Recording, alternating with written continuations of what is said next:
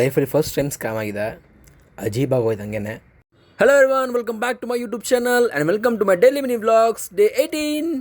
ಎಲ್ರಿಗೂ ಬೆಳಕು ಮನೇಲಾದರೆ ನನಗೆ ಆಫೀಸಲ್ಲಿ ಆಗ್ತಿದೆ. ಕೆಲಸ ಎಲ್ಲ ಮುಗಿಸ್ಕೊಂಡು ಬ್ಯಾಕ್ ಪ್ಯಾಕ್ ಮಾಡಿಕೊಂಡು ನಾನು ಬಂದೆ ಕ್ಯಾಬ್ ಕಡೆಗೆ. ಕ್ಲೈಮೇಟ್ ನೋಡಿದ್ರೆ ಸಖತ್ತಾಗಿತ್ತು. ಹೋಗಿ ಕ್ಯಾಬ್ ಹತ್ಕೊಂಡು ಮಲ್ಕೊಬಿಟ್ಟೆ. ಸದ್ಯ ಇವತ್ತಾದರೂ ಬೇಗ ಎದ್ದು ನನ್ನ ಕ್ಯಾಬ್ ಪಾಯಿಂಟ್ಗೆ ಇಳ್ಕೊಂಡೆ. ಬರುವಾಗ ಕಂಪ್ನಿಲೇ ತಿನ್ಕೊಂಡು ಬಂದಿದ್ದೆ, ಅದಕ್ಕೆ ಹೋಗಿ ಮಲ್ಕೊಬಿಟ್ಟೆ.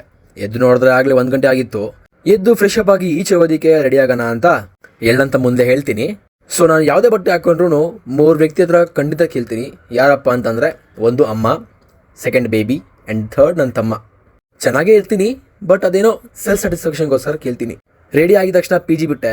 ಈ ಬೆಂಗಳೂರಲ್ಲಿ BMTC ವೆಯ್ಟ್ ಮಾಡೋದೇ ತುಂಬ ಕಷ್ಟ.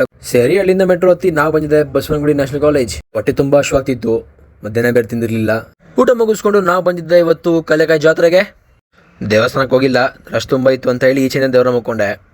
ಕಡಲೆಕಾಯಿ ಜಾತ್ರೆಗೆ ಬಂದು ಕಡಲೆಕಾಯಿ ತಗೊಂಡು ತಿಂದಿಲ್ಲ ಅಂದರೆ ಹೆಂಗೆ ಹೇಳಿ. ಸೊ ಅದಕ್ಕಿಂತ ತಗೊಂಡ್ವಿ. ಜಾತ್ರೆಯಲ್ಲಿ ಓಡಾಡುವಾಗ ಸ್ಕ್ಯಾಮ್ ಆಗಿದ್ದಿಲ್ಲೇನೆ. ನನಗಂತೂ ಗೇಮ್ ಆಡೋದಕ್ಕೆ ಇಷ್ಟ ಇರಲಿಲ್ಲ, ಬಟ್ ಆದರೆ ನಮ್ಮೋರಿದ್ದಾರಲ್ಲ, ಆಡು ಅಂತ ಹೇಳಿ ಆಡಿಸಿದ್ರು. ಸರಿ ಅಂತ ಹೋಗಿ ಆಡಿದೆ ಗುರು. ಗೇಮ್ ಮುಗಿದ್ಮೇಲೆ ಗಿಫ್ಟ್ ಕೇಳಿದ್ರೆ ಸೋಪ್ ಬಾಕ್ಸ್ ಮುಗಿದ್ಮೇಲೆ ಬಿಸಾಕಿದ್ರು. ಅಜೀಬಾಗೋಯ್ತು ಹಂಗೇನೆ.